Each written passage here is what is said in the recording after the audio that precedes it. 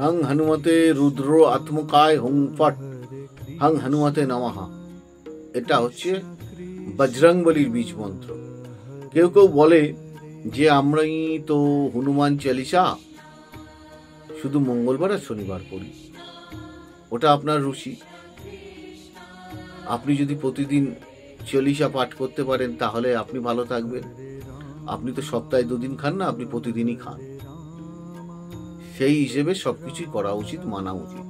যখন মানব ভালো করে মানব। যারা হনুমানের পুজো করেন, বজরংবলীর পুজো করেন, তাদেরকে বলছি তারা ভগবানকে ছোলা, সেদ্ধ ছোলা সব থেকে ভালো হয়, সঙ্গে আখের গুড় নিবেদন করতে পারেন।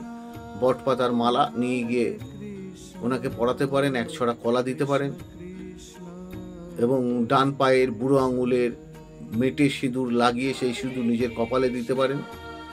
এখানে সবাই হনুমান চালিসা পাঠ করতে পারে, সবাই ভগবানের নাম জপ করতে পারে, জাতি বর্ণ নির্বিশেষে মেয়েরাও ভগবানের নাম করতে পারে। বিবাহিত মহিলারা যে বলে যে ভগবানকে ছোবে না, এটা কখনোই না। শাস্ত্রে উল্লেখিত আছে যে ভগবানকে সবাই ডাকতে পারে, তার চরণে সবাই স্পর্শ করতে পারে।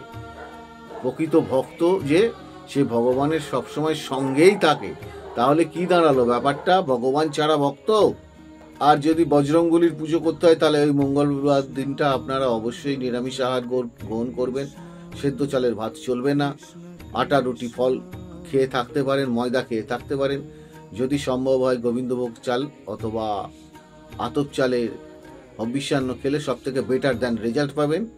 এবং রাত্রির দিকে শুধু কলা খাওয়ার চেষ্টা করবেন। ছোলা খেতে পারেন, গুঁড়ো খেতে পারেন। এইবার বাড়িতে অনেকের ক্ষেত্রে দেখা যায় যে ঘোড়ার খুরের অবস্থান, ঘোড়ার খুরটা এরকম উল্টানো রয়েছে, মানে নিচের দিকটা, নিচের ছুঁচলো যে দিকটা সেটা উপরের দিকে রয়েছে। শাস্ত্রীয় বিধানে সেটা নিয়ম নয়। নিয়ম হচ্ছে ওই ছুঁচলো দিকটা নিচের দিকে থাকবে। সেটা আপনি আপনার ব্যবসা ক্ষেত্রে দোকানের মাথায় লাগাতে পারেন, বাড়িতেও লাগাতে পারেন। তাতে আপনারা ভালো রেজাল্ট পাবেন।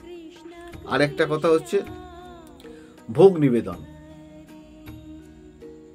আপনারা এই যে ছোট ছোট থালা গ্লাস যেসব ব্যবহার করেন স্টিলের, ওই ফুটপাতে কিনতে পাওয়া যায়, মেলায় কিনতে পাওয়া যায়,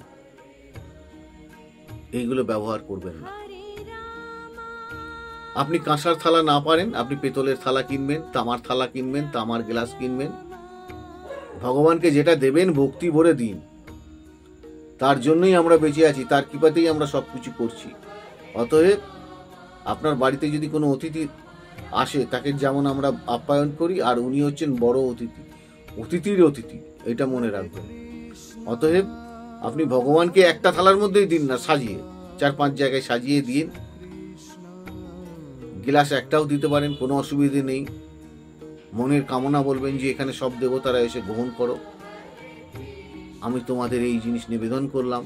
যৎ সামান্য নৈবেদ্যং সমর্পয়ামি তব চরণে, এইটা বলবেন, বলে নিবেদন করুন। দেখুন ভগবান অবশ্যই গ্রহণ করবে। কে বলছে গ্রহণ করবে না? কিন্তু ওই জিনিসটি করবেন না। ওই বাজার থেকে ছোট ছোট থালা, নকুল দানা, আপনি ফলের মধ্যে আপনি কিশমিশ দিতে পারেন, কাজু দিতে পারেন। আপনি প্রতিদিন একটা করে ফল দিন না কেন ভগবানকে, একটা করে মিষ্টি নিবেদন করুন না কেন। জাতি বর্ণ নির্বিশেষে সবাই এই ক্রিয়াটি করতে পারে। ধূপ, নৈবেদ্য, প্রদীপ, যদি কর্পূরের প্রদীপ জ্বালান তাহলে আরো বেটার দেন রেজাল্ট পাবেন। কর্পূর দিয়ে ভগবানকে আরতি করবেন বা পঞ্চপ্রদীপে আরতি করবেন। এভরিডে আপনি যেমন প্রতিদিন খান তেমনি প্রতিদিন আপনার পূজনীয় কর্তব্য। অনুষ্ঠানগুলো দেখুন, লাইক শেয়ার সাবস্ক্রাইব করুন। ভালো থাকুন, সুস্থ থাকুন, অন্যকে ভালো রাখুন।